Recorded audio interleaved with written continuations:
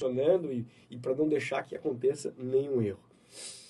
Gente, vamos lá então, vamos bater um papo aqui sobre gestão e fiscalização de contratos. O primeiro tópico que eu sempre gosto de abordar para que vocês consigam entender a diferença entre administração pública e administração privada, por quê? O nosso tratamento, pessoal, é sempre lá na causa da doença. Não adianta eu te dar um remédio só para te tratar aquele probleminha de agora. Então a gente sempre está pensando lá na causa, o que pode acontecer. Como a gente vai falar de gestão e fiscalização de contratos, é interessante que vocês entendam a diferença entre o contrato da área pública e um contrato da área privada. Vocês já devem ter escutado, né, pelo público que tem aqui na live, a gente sabe que esse pessoal aí todo já domina os contratos, eles já estão por dentro, né, que o poder público ele tem uma supremacia sobre o privado. Por que se fala nessa supremacia, pessoal? Porque o setor público, ele sempre está atendendo a coletividade. No momento que nós compramos, no momento que nós licitamos, no momento que nós celebramos um contrato, ou uma ata de registro de preços, ou uma simples nota de empenho, um contrato verbal, é um tópico que eu separei aqui para conversar com vocês, contrato verbal, gente. Nós temos que entender o que é contrato verbal, se ele existe, se ele não existe.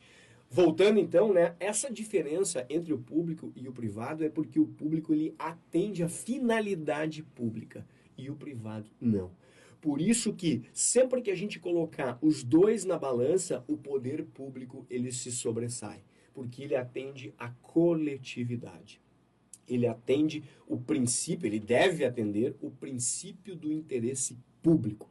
Por isso, tão importante a gente compreender de início essa diferença entre administração pública e privada, e aí a gente consegue fazer essa distinção entre as peças contratuais. Bom, a Roberta aqui está dizendo são anos de parceria e aprendizado, né? Pô, Roberta, é demais a nossa parceria mesmo. Nossa, cada vez que eu olho lá para o município de vocês e olho 20 anos atrás, né, e vejo como vocês evoluíram, como as coisas crescem, sai um prefeito, entra a oposição, a gente continua no lado de vocês só por causa de vocês que são servidores que vão lá e explicam, né, para os novos gestores, olha, esse pessoal não tem nada a ver com política, esse pessoal aí é técnico, eles vêm para ajudar a gente aqui no município. Então, é muito bacana essa parceria aí que a gente tem com vocês. Gente, então falei aqui, né, sobre essa diferença entre o poder público e entre o privado. Muito bem, gente. Tem um outro ponto aqui que eu queria também colocar para vocês, né, que eu acho bem importante, né, como vocês não são só de contratos, né, pessoal, vocês também estão envolvidos em outras áreas do processo licitatório em si. Uma situação bem nova, né, vou deixar aqui o número do acórdão para vocês em seguidinha, eu já falo também, que é sobre a publicação do estudo técnico preliminar junto com o edital de licitação. Estou falando lá da fase preparatória do processo licitatório. Atenção aí para quem atua, né, nos setores de licitações. O Tribunal de Contas da União, pessoal, e mais alguns outros tribunais de contas estaduais, não o nosso do Rio Grande do Sul, mas alguns tribunais de contas estaduais de outros estados, entendiam que era obrigatória a publicação do ETP junto com o edital de licitação. Muito bem, pessoal. Como a gente acompanha toda a jurisprudência que caminha, que anda, que nasce sobre essa matéria, não só sobre compras e licitações, mas sobre controladoria e todas as demais áreas, porque o controle interno acaba atuando em tudo, né? E vocês sabem que nosso berço aqui é controle interno. Nossa base vem da auditoria, da fiscalização. O Tribunal de Contas da União, então, pessoal, recentemente publicou o acórdão 2273 de 2024. Nesse acórdão, o Tribunal de Contas da União se manifestou no sentido de que não é obrigatória a publicação do ETP. Então, quando o município entender que ele deve conservar o ETP nos limites do processo sem dar essa publicidade, ele pode fazer e temos amparo agora na jurisprudência do Tribunal de Contas da União. Então, esse era um ponto, né, bem importante que eu queria colocar para vocês, porque isso é coisa recente agora. Eu até fiz um vídeo sobre isso, tá lá. Quem não me segue até, pessoal, e quiser seguir lá no canal do Instagram, tem o meu canal, que é o Alexandre _Gestão Oficial, e tem o canal da gestão também. que é o Gestão Oficial. Pessoal que nos segue lá sabe que a gente está sempre publicando vídeos, entregando um pouquinho de conteúdo para colaborar com a administração pública. Muito bem, pessoal. Então, passei para vocês essa explicação sobre o ETP, que não tem mais a obrigatoriedade de ser publicado junto com o processo licitatório. Entrando aqui um pouquinho, pessoal, na parte dos contratos, tá?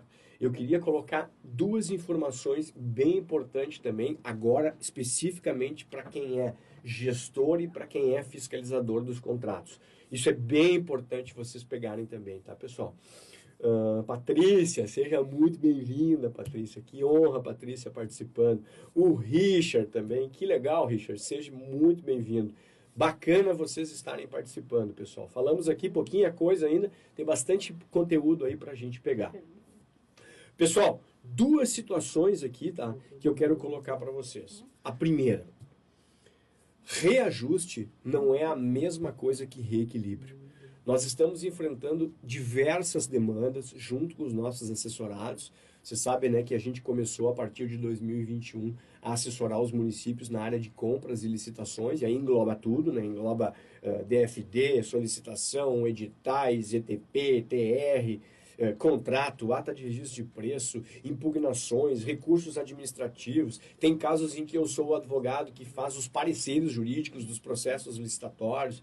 Então, nós pegamos toda essa gama do compras e licitações. E eu percebo uma grande dificuldade que eu trouxe para cá, que é essa diferença entre reajuste e reequilíbrio. Eu vou explicar rapidinho aqui, pessoal, para isso ficar bem entendido entre vocês aí que estão participando dessa live.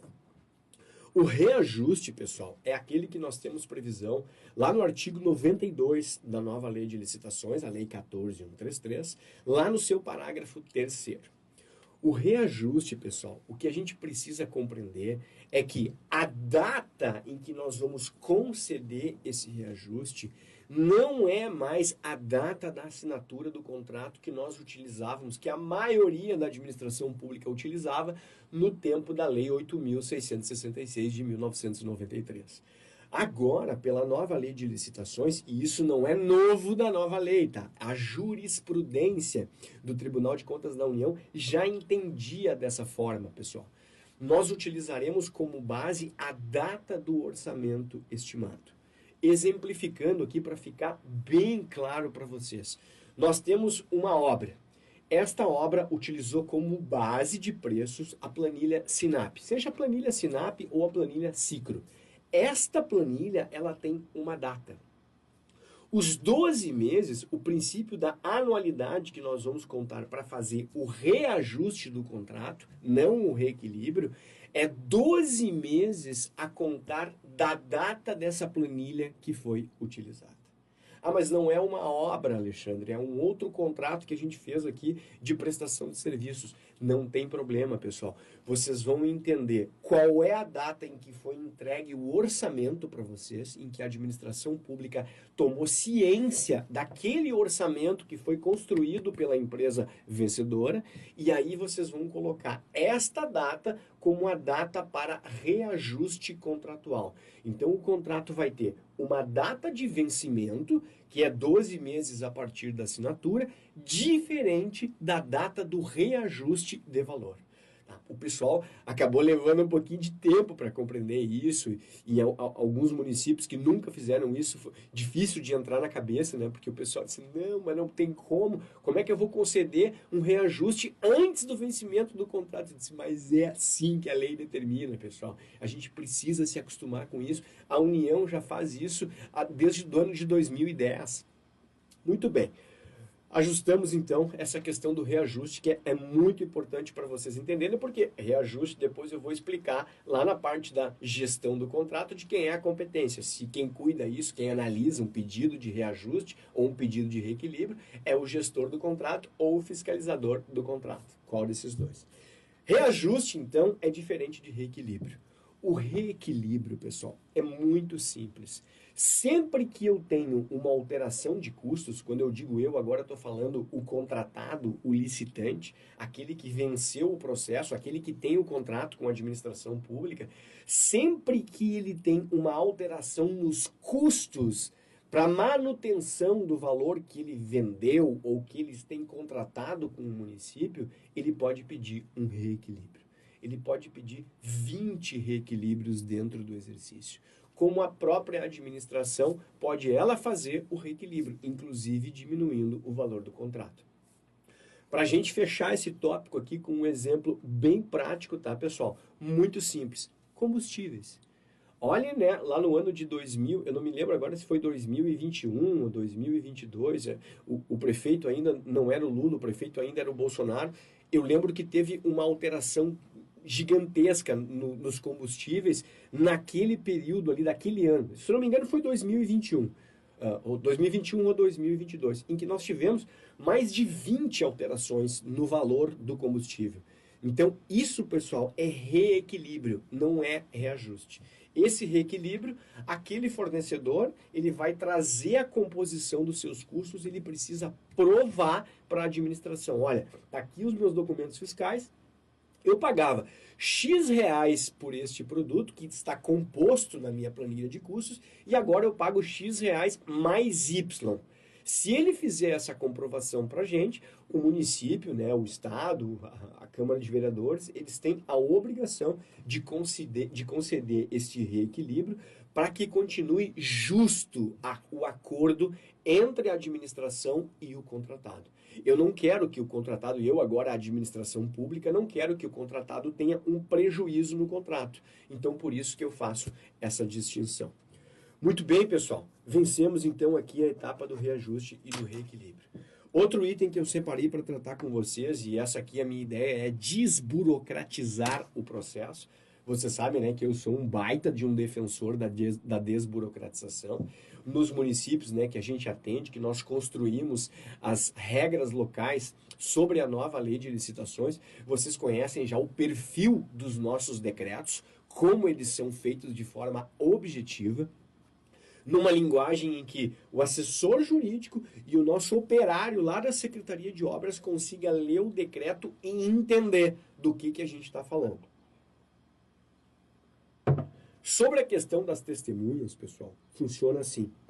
Eu resolvi separar isso aqui para colocar para vocês nessa live, porque muitos municípios ainda publicam os seus contratos com 2 testemunhas. Então, tu tem assinatura do prefeito, da prefeita, do presidente da Câmara, do diretor da autarquia, tu tem a assinatura do contratado, tu tem a assinatura, às vezes, do gestor e do fiscal, nós indicamos que tem a assinatura do gestor e do fiscal, e ainda tu tem 2 testemunhas para fazer a assinatura do contrato.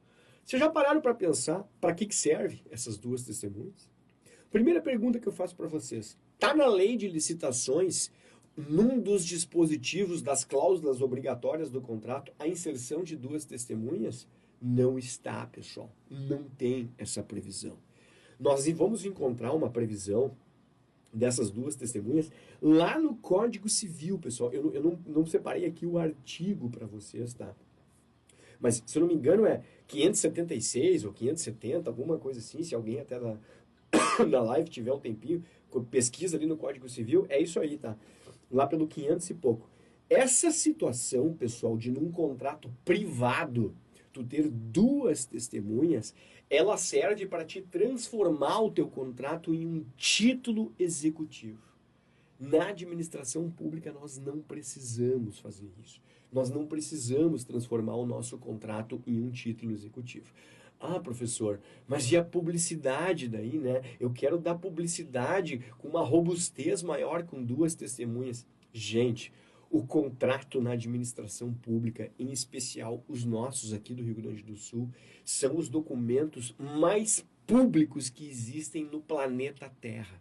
A gente nem terminou o contrato ainda, o contrato não está nem assinado, ele já sobe para o Licitacom. Ele já está disponibilizado na internet. Esse contrato vai para o portal do município. Esse contrato vai para o Portal Nacional de Contratações Públicas do Governo Federal. Tu encontra esse contrato, se tu der um Google, tu vai encontrar o contrato de tantas espécies de publicações que eles têm. No contrato privado, pessoal, desculpe a minha tosse, mas eu ainda estou com pneumonia, tá? Eu tenho mais uns 5 dias ainda de tratamento para tentar curar essa minha pneumonia. Amanhã até vou fazer um exame para ver se os meus pulmões melhoraram e tal. Cuidado com essa tal de pneumonia, tá, pessoal? A gente acha que nunca vai pegar, que é super-homem, que pode sair suado da academia, do jogo e tal, até o momento que ela te pega, tá? E é muito ruim, dificuldade muito para respirar. Eu tô com o fôlego reduzido em 10% da minha capacidade. Se eu subir uma escada, eu já não consigo respirar, né? Mas tudo certo, vamos enfrentar essa batalha e logo, logo vou estar bem de novo.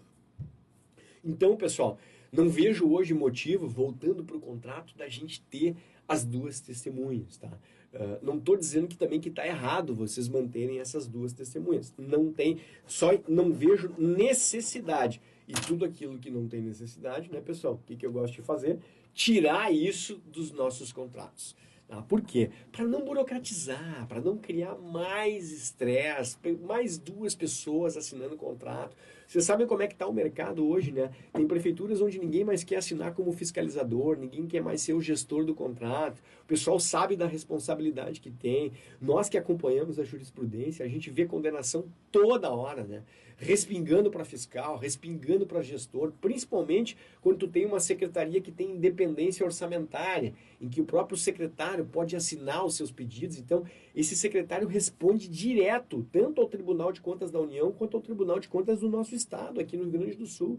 Município que tem lei delegando essa competência de ordenação de despesa é assim. Então, tu vai botar mais duas testemunhas, mais duas pessoas para assinarem sem, no meu entendimento, né, necessidade. Então, deem uma avaliada nessa questão também, tá, pessoal? Bom, outro ponto aqui que é novidade também que eu queria trazer para vocês, tá? É a condenação de um gestor, pessoal, pela falta de dotação orçamentária no contrato. Olha só que matéria interessante. Tá? Dotação orçamentária é uma das cláusulas obrigatórias que nós temos que ter no nosso contrato. Dá uma respirada aqui, tá?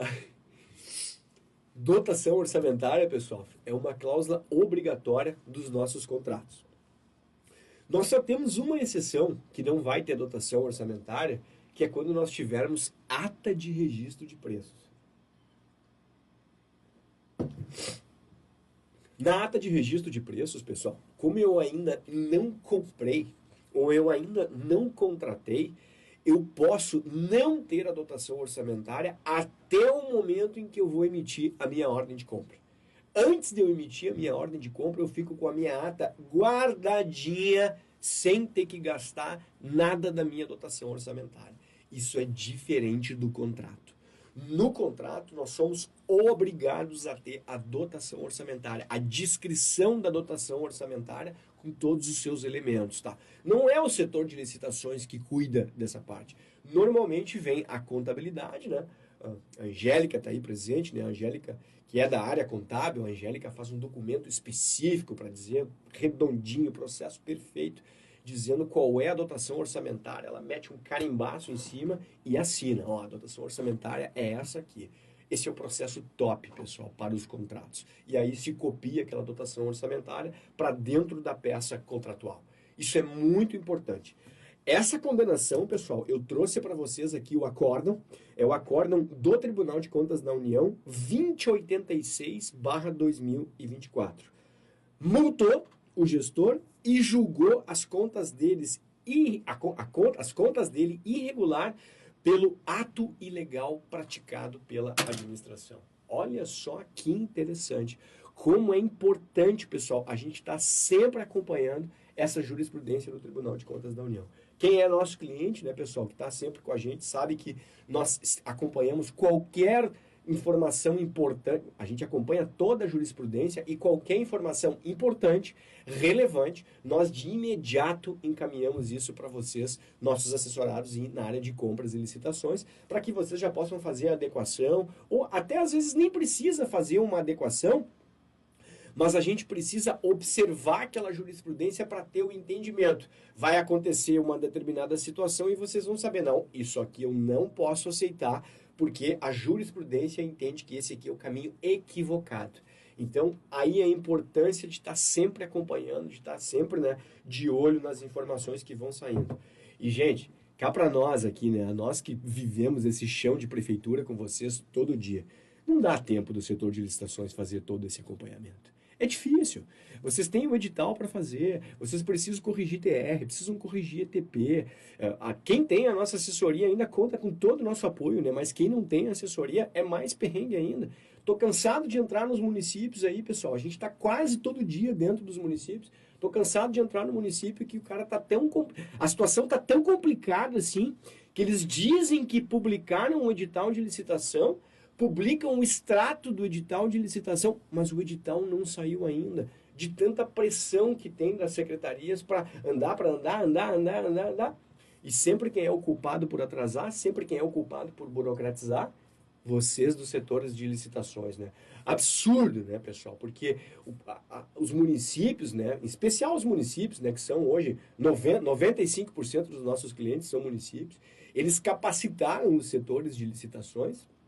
Muitos setores de licitações hoje estão top, estão robustos, estão funcionando muito bem, em que pese a pesquisa do Tribunal de Contas da União, que nós publicamos há uns dias atrás. O Tribunal de Contas da União fez uma pesquisa em mais de 3 mil órgãos públicos e disse que 1% está atuando em sintonia total com a nova lei de licitações. Então, olha só, né, pessoal, que situação diferente. Então é isso, gente. Com relação ao contrato, tá, e a dotação orçamentária, a gente tem que ficar, então, bem esperto. E eu deixo esse acórdão aí, 2086, conto essa história para vocês, para que vocês entendam essa situação e observem lá, para não deixar faltar as cláusulas obrigatórias no contrato. Inclusive, pessoal, esse é um papel do gestor do contrato, avaliar se os contratos estão mesmo, né, com todas as suas cláusulas obrigatórias, né. Aí, meu irmão Belmonte aqui, um amigão aí, ó, prestigiando, o Andrés, né, procurador jurídico, Cirineu, outro amigo aí que me segue no Instagram, tá sempre junto. Que legal, pessoal, que bacana ver vocês aí curtindo aí a nossa live e acompanhando os processos. Muito bem. Outro ponto aqui, pessoal, que eu queria falar com vocês antes de adentrar mesmo na gestão e na fiscalização do contrato. Contrato verbal. Gente, existe possibilidade de fazer um contrato verbal na administração pública? Se nós estivéssemos numa capacitação agora, se nós estivéssemos num curso, eu faria essa pergunta para vocês e aguardaria uma resposta. Eu quero que alguém me diga se dá para fazer um contrato verbal ou não. A maioria das pessoas que já leram a nova lei de licitações vai buscar lá no artigo 95, parágrafo 2º, e vai dizer, não, mas lá fala em contrato verbal. Aí eu pergunto para vocês, pessoal, existe alguma compra ou alguma contratação no órgão público que consegue se fazer sem ter uma nota de empenho? Não tem, pessoal. Se eu não tenho nota de empenho, eu não tenho nada. Eu tenho zero informação ainda dentro da administração pública. Por isso, pessoal, eu não tenho um contrato verbal. Eu posso dizer até que eu tenho uma espécie de contrato verbal, que é o que a nova lei de licitações fala, pessoal. Boa tarde, Helder. Pô, que legal tu tá presente aqui nessa... Cara, o Helder é nosso cliente. O Helder é controlador no município lá em Minas Gerais. O Helder achou a gente, né, algum tempo atrás, acho que alguns anos até atrás, a gente tem uma relação lá já de bastante tempo. E o Helder é um baita de um parceiro nosso aqui, a gente atua com ele na área de compras, na área de controle interno, né? Que legal, seja bem-vindo aí, Helder. E vocês todos aí também que estão entrando mais. Bom, gente, então, voltando para essa questão aqui da contratação verbal, né, pessoal? Existe ou não existe contrato verbal na administração pública? Digamos que existe entre aspas. Por quê? Não sai um pagamento sem ter uma nota de empenho. A nota de empenho substitui o instrumento contratual. Então, a gente não tem uma espécie de contrato verbal. A gente pode negociar uma determinada compra durante um tempo, só que depois ela vai ter uma solicitação, uma requisição, uma nota de empenho, que vai vir as fases daí de liquidação e de pagamento. Pessoal, eu vou deixar o artigo aqui, que eu gostaria que vocês lessem depois, tá? Com calma. Artigo 95, parágrafo 2º da nova lei de licitações. Eu vou dizer para vocês para que serve esse instituto do artigo 95, parágrafo 2º. Nesse artigo 95, ele nos traz a ideia de contrato verbal. Este contrato verbal tem um teto, segundo a nova lei de licitações, segundo o parágrafo 2º do artigo 95. Este teto, pessoal, nasceu com R$ 10.000. Então, se a minha compra do meu produto, a contratação do meu serviço, ela não passava de R$ 10.000, a nova lei de licitações permite que a organização utilize uma espécie de contrato verbal.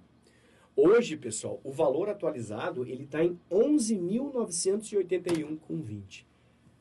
Pessoal, para usar esses 11.981,20 nessa espécie de contrato verbal, tem um segredo apenas, um só, que eu vou contar para vocês. É fazer uma regulamentação local. Quando a gente cria os decretos locais ou as resoluções nas câmaras de vereadores e nas autarquias, a gente cria um dispositivo onde nós temos uma tabela progressiva para a construção do processo de compras e contratações. Nessa tabela progressiva, pessoal, é aqui que nós vamos usar esses 11.981,23. Com 20. Para que essa informação, pessoal? Porque o nível de documentos que eu vou solicitar, a quantidade de informações que eu vou exigir para dentro do meu processo licitatório, pessoal, é esta condição de contrato verbal. Ou seja, eu vou eliminar praticamente tudo do meu processo de contratação. Vai ser uma espécie de contrato verbal. Só não é um contrato verbal porque eu vou ter pelo menos uma solicitação e vou ter uma nota de empenho que depois vai vir um documento fiscal, dependendo da situação, um relatório do fiscalizador, que nós vamos conversar em seguida, para daí poder fazer fase de liquidação e de pagamento. Tá? Então, para isso que serve esses 11.981, que se chama espécie de contrato verbal da nova lei de licitações. É para fazer a minha regulamentação.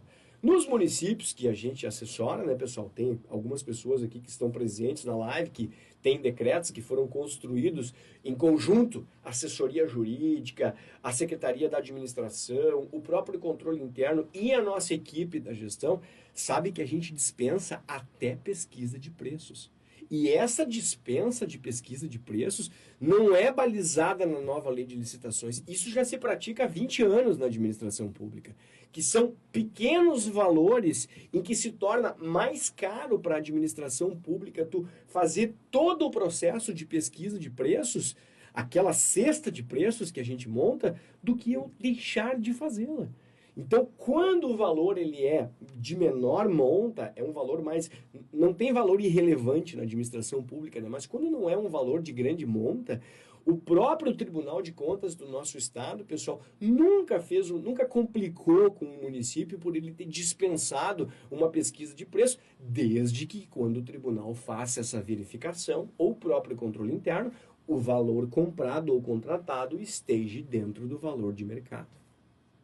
Mas um segredinho aqui que eu vou contar para vocês também, quando a gente constrói essa regulamentação, pessoal, e a gente estabelece um valor, que daí se analisa esse valor dependendo do porte de cada município, né? Quando a gente constrói essa regulamentação, a gente sempre analisa o porte do município, tá, pessoal? Para ver se esse município pode dispensar a pesquisa de preços num valor mais baixo, num valor mediano ou num valor mais alto.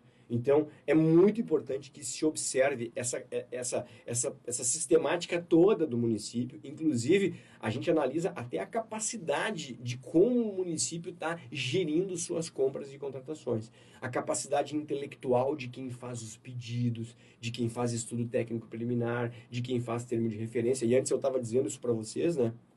Que os municípios acabaram se preocupando tanto em regulamentar os seus setores de compras e licitações e esqueceram que tudo, mas tudo na administração pública que se faz no setor de compras e licitações nasce no pedido.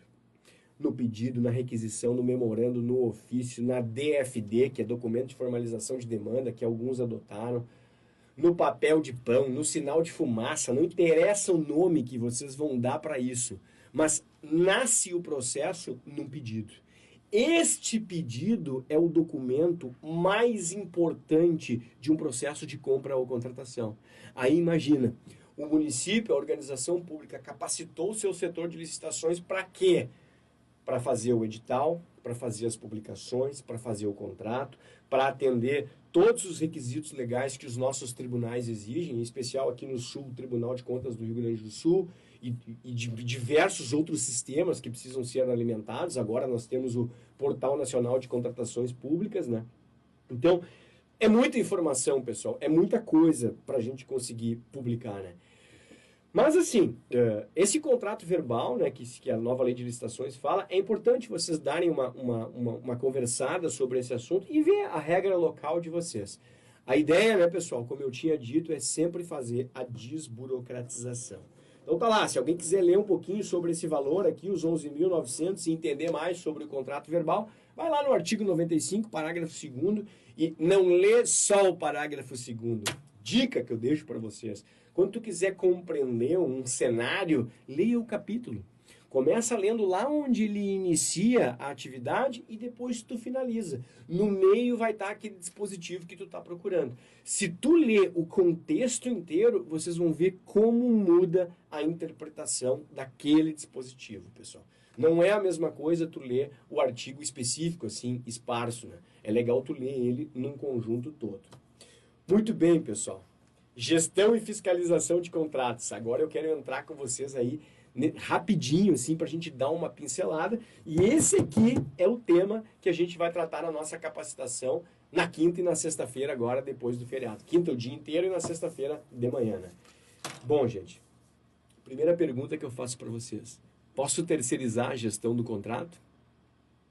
Sim ou não, pessoal? Quem arrisca aí? Vamos ver se alguém aqui, né? Pô, tem bastante gente aí, são quase 30 pessoas aqui na live.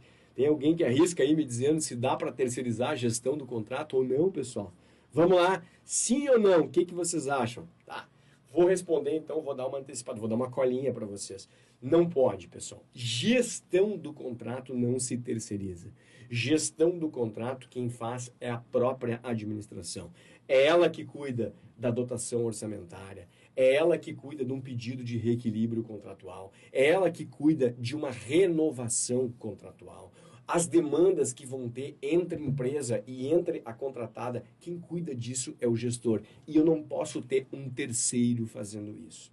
Então, a gestão do contrato, pessoal, ela é feita exclusivamente pela administração. Agora sim, né? Tem aqui a Fernanda dizendo que não, o Christian dizendo que não. O Belmonte está dizendo que sim, tá? Mas o Belmonte é o policial, então o Belmonte ele vem com aquela doutrina lá da polícia, né? Mas é legal a gente ter pessoas assim, né, de outras áreas assim participando, porque são pessoas do meu convívio e que estão sempre aí, né, perto da gente, né, e tal. Temos uma relação muito bacana, mas não dá, pessoal. A gestão contratual eu não posso terceirizar. Esta gestão precisa ser executada normalmente nas prefeituras pelos secretários municipais. Inclusive, uma das prerrogativas que a gente vai tratar lá na nossa capacitação e explicar como se faz isso é o gestor do contrato analisar a conduta do fiscalizador.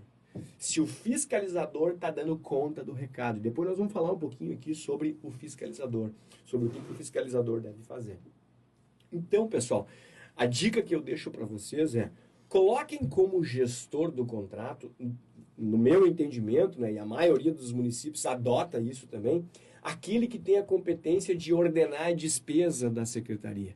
Normalmente, quem tem essa capacidade de ordenação de despesa é o secretário municipal, a secretária municipal, ou em alguns municípios de um porte um pouco maior, a gente tem os assessores do secretário, ou o subsecretário, ou o secretário adjunto. Então, a gente tem o secretário ou uma dessas pessoas que tem a capacidade técnica para ser o gestor do contrato.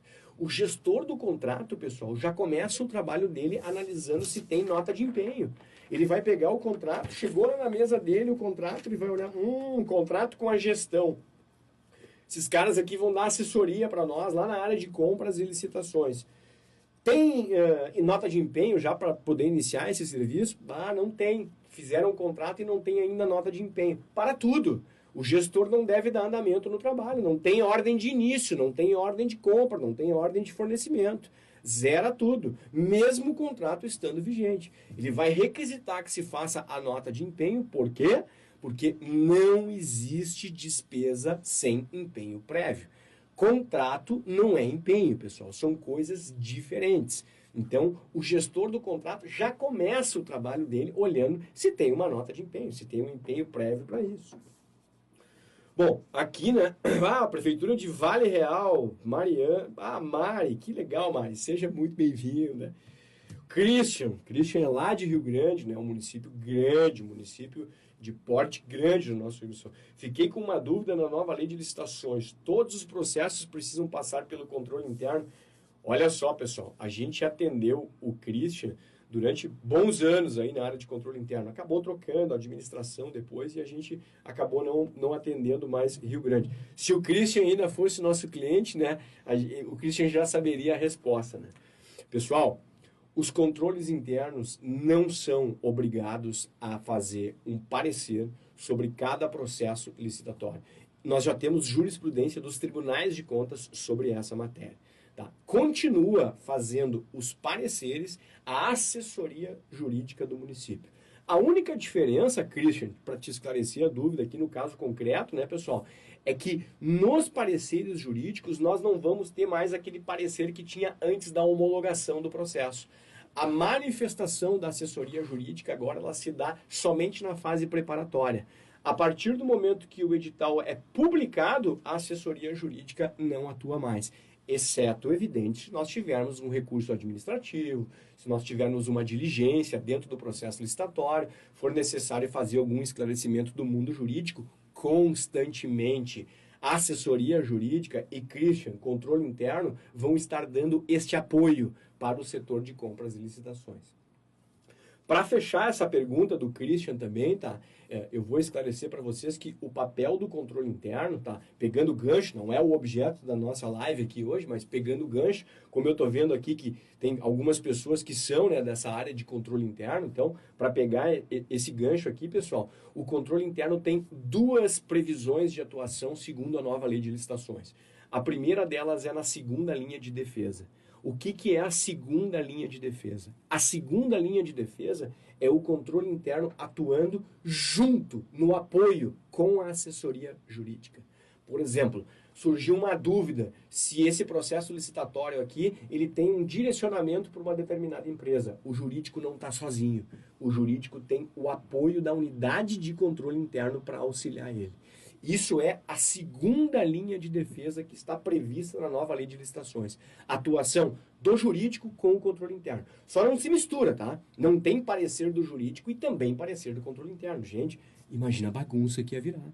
Imagina o inferno que ia virar tu ter um parecer da assessoria jurídica e um parecer do controle interno dizendo que entende diferente a matéria. Aí ia ficar muito ruim. Então, continua tendo apenas um parecer da assessoria jurídica. E o controle interno, pessoal, para fechar aqui esse ponto, ele atua na terceira linha de defesa. Para quem é do controle interno já sabe essa história, né, pessoal? Terceira linha de defesa é tribunais de contas com a unidade de controle interno. O Tribunal de Contas, pessoal, hoje praticamente não manda mais um sinal de fumaça para o município que também não apareça para o controle interno. E assim, ó, esse é um brilhante trabalho feito pelo nosso Tribunal de Contas do Rio Grande do Sul. Eu tenho orgulho de ver o trabalho do tribunal e como ele valoriza as unidades de controle interno. Quando eu fiz, né, minha pós-graduação em Direito Público, 2013 ou 2014, eu tive a oportunidade de ter dois professores que eram conselheiros do Tribunal de Contas do Estado. E eu aprendi muito com eles, né? Eu praticamente escolhi essa pós-graduação porque eu queria ter esse entendimento do Tribunal de Contas também. Abrimos uma relação, assim, muito legal. E eu contei muitas coisas que eu fazia dentro dos municípios, né? E esses dois conselheiros, né, que na época eram conselheiros, os dois hoje estão aposentados, né? Eles me diziam assim: Alexandre, eu não acredito que isso funciona assim dentro do município. Eu dizia, mas, conselheiro, o município tem 2.000 habitantes. tem 3 mil habitantes. Como é que a gente vai aplicar uma regra que vale para São Paulo, que tem 12, 13 milhões de habitantes, num município aqui do Rio Grande do Sul com 2, 3 mil habitantes? Que às vezes tu tem uma secretaria composta por uma única pessoa, tu tem um setor de licitações, isso deve ser a realidade de algum de vocês, que tem uma ou duas pessoas para fazer tudo, pessoal. Mas quando eu digo tudo, é inclusive ETP e TR. Porque tem lugares que os secretários municipais não foram capacitados, eles não têm condição técnica ainda de fazer ETP e TR. Então, essa é uma dificuldade que a gente vive todo santo dia no município. Agora, no mês passado, no início da minha pneumonia, eu fiz uma capacitação também, tossindo que nem um cavalo o tempo inteiro, né? Eu fiz uma capacitação sobre ETP e TR.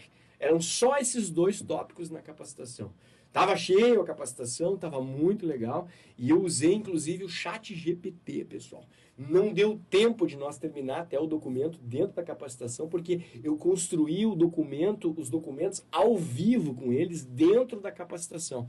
Pensa num curso prático, aí tu multiplica, tá? Esse é o perfil da nossa capacitação. Eu trouxe para eles assim, o gabinete do prefeito quer comprar um veículo SUV. Tá, mas e as informações, professor? Não tem, só tem veículo SUV. Agora a gente vai aprender a mexer com o chat GPT e vamos contar toda a história e começar a pegar a ajuda dele para construir o ETP e o TR. E foi bacana, pessoal, foi muito legal. Foi a primeira capacitação que eu fiz online de ETP e de TR usando o chat GPT. Foi muito bacana mesmo, tá? Dica que eu deixo para vocês também, se vocês ainda não estão usando o chat GPT, comecem a dar uma navegada no chat GPT para aprender um pouquinho sobre isso. Chat GPT é outra plataforma de IA para ajudar vocês na confecção dos documentos. Só tem um segredinho, tá? Não façam Ctrl+C e Ctrl+V. Quem faz Ctrl+C e Ctrl+V se ferra. A gente vê pelos ETPs e pelos TRs que chegam pra gente dar uma olhada, e a gente sabe na hora que foi Ctrl+C e Ctrl+V do chat GPT. O chat GPT, ele tem que ser mais um assessor de vocês. Várias vezes, se vocês entrarem no meu Instagram, vocês vão ver vídeo que eu publiquei mostrando o chat GPT me pedindo desculpas. Em que eu provoquei o chat GPT, eu dei um pouquinho de informação para ele e ele vem me trazendo a informação errada.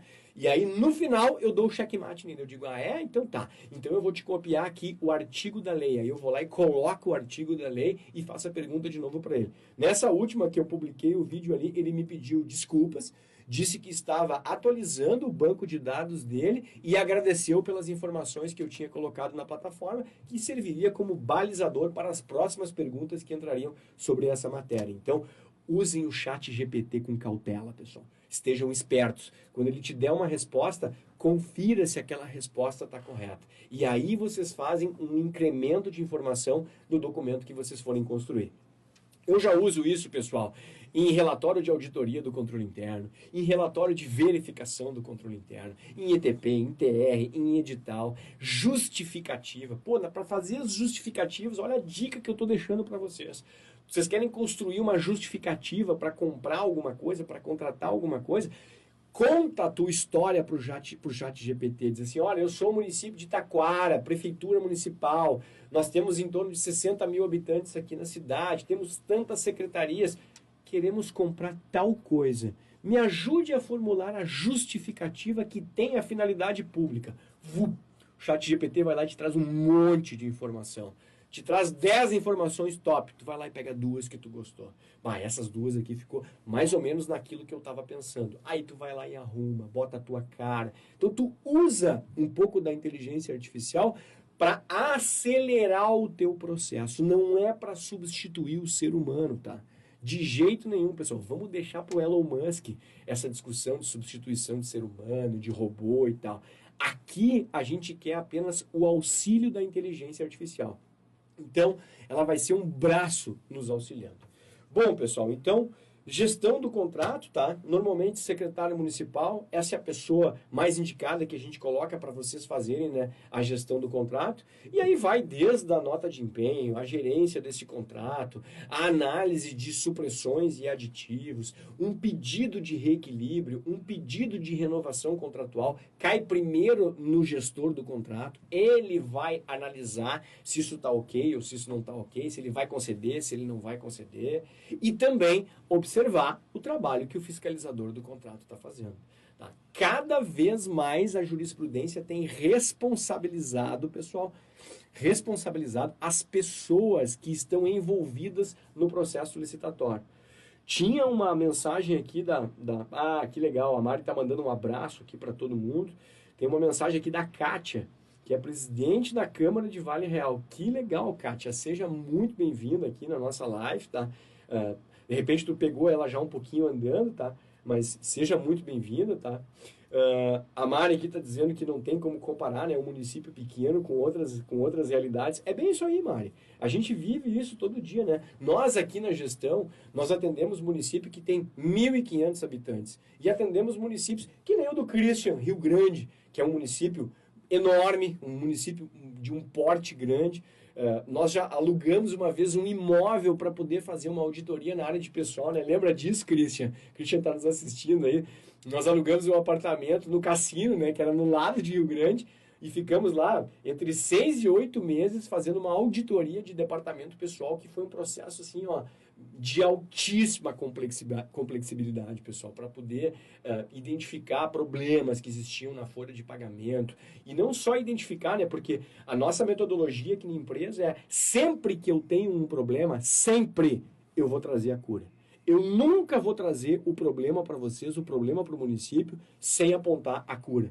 Então, quando a gente está enxergando o problema, a gente já está criando 1, 2, 3, 4, 10 soluções para trazer isso para a organização pública, para que o gestor receba um relatório do controle interno e possa dizer: pô, isso aqui está errado? Que ruim, né? Mas o que eu faço para corrigir? Eu tenho a hipótese 1, 2 e 3, então eu vou na hipótese 3. Essa hipótese aqui é que eu acho melhor para a gente resolver o problema. Tia, a gente sai de lá com orgulho. Mesmo sendo uma consultoria, às vezes online, em que a gente não está presente, quando vem o feedback depois do pessoal nos dizendo: Alexandre, deu certo, funcionou, melhorou. Isso é um orgulho para a gente que vocês não imaginam, não tem dinheiro que pague isso, pessoal. Claro que todos nós trabalhamos, né, para ter uma remuneração e tal, mas é muito mais gostoso, né, quando tu tem, além da remuneração, tu tem a satisfação do teu cliente, das pessoas que estão trabalhando contigo e um resultado que afeta lá na coletividade.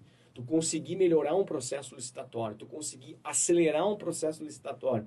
E o principal de tudo, que é o objetivo do nosso trabalho: eficiência nas contratações públicas. É isso que nós buscamos. O trabalho que a nossa equipe toda aqui dedica em cima de compras e licitações, em cima de controle interno, é trazer eficiência. Porque se for para escrever só o artigo da lei, não precisa contratar a gente, pessoal. Nós não temos interesse nenhum em trabalhar no município onde tu está preso somente na lei. A gente precisa interpretar a lei. A gente precisa botar isso na balança e ver o que é mais importante para o município.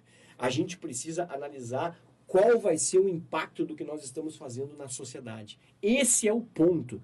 Isso é o que faz a diferença entre uma administração pública moderna, boa, e uma administração pública que acaba pensando só nos gestores que estão lá. Tá cheio, né, pessoal? A gente vê aí, né, as belezinhas aparecendo só em rede social, tirando foto e tal, e aí a gente olha lá para o município, pô, buscou pouquíssimo recurso, tem uma equipe fragilizada, não deu capacitação, é um parto cada vez que alguém quer fazer um curso, e todas essas informações assim, né, pessoal? Muito bem, gente, vamos lá.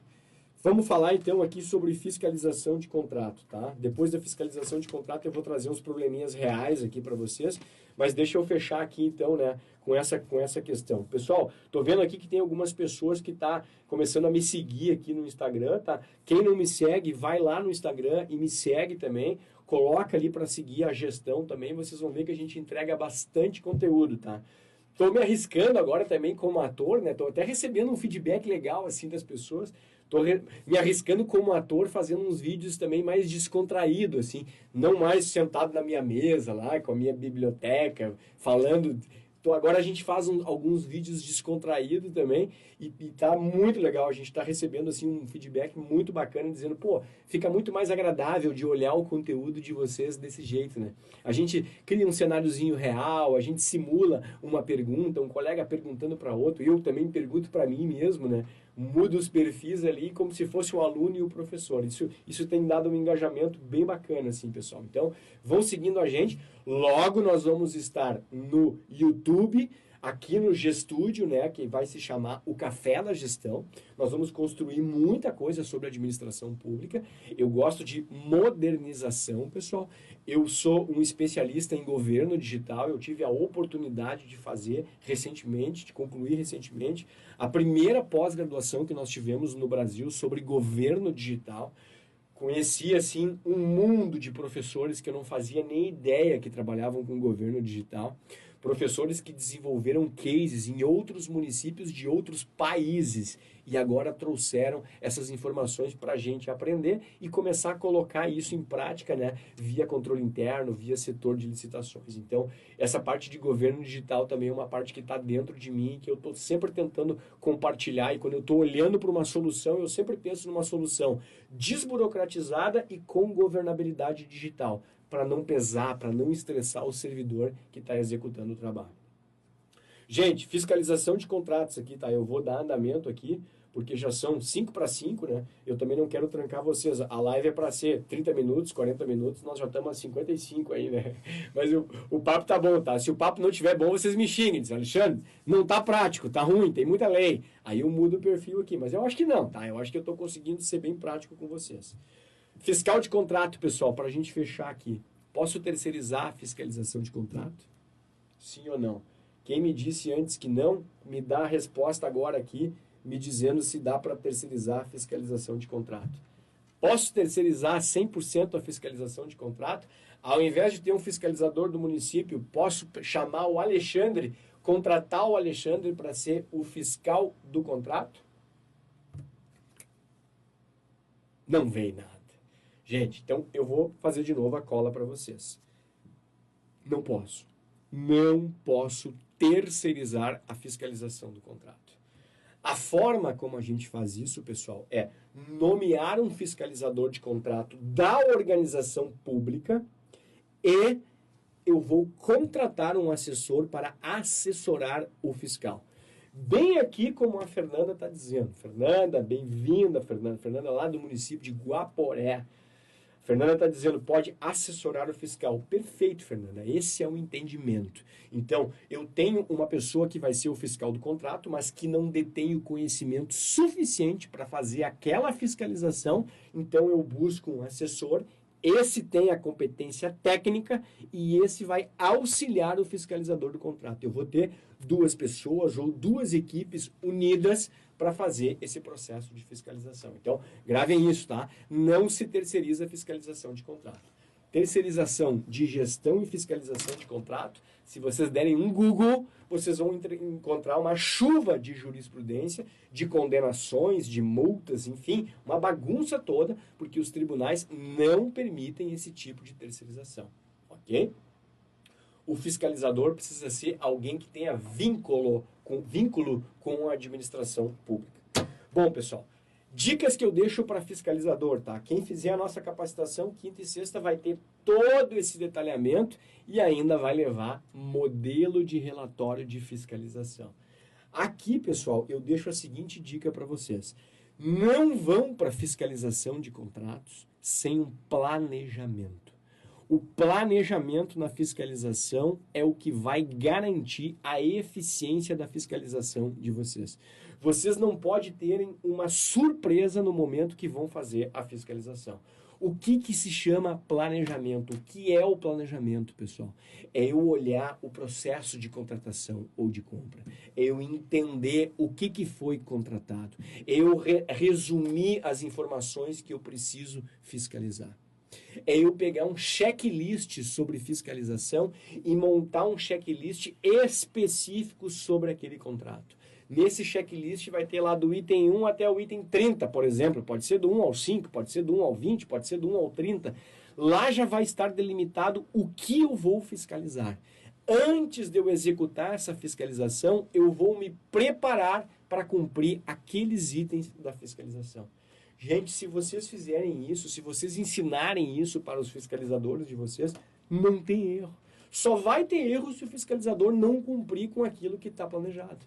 No controle interno, né, e eu tinha falado isso para vocês antes, que a nossa bagagem vem do controle interno, a nossa história vem daí, vem dessa fiscalização de controle interno. A gente não parte para uma auditoria de controle interno sem planejar primeiro, sem entender o que nós vamos olhar, quais são os pontos em que a gente vai chegar.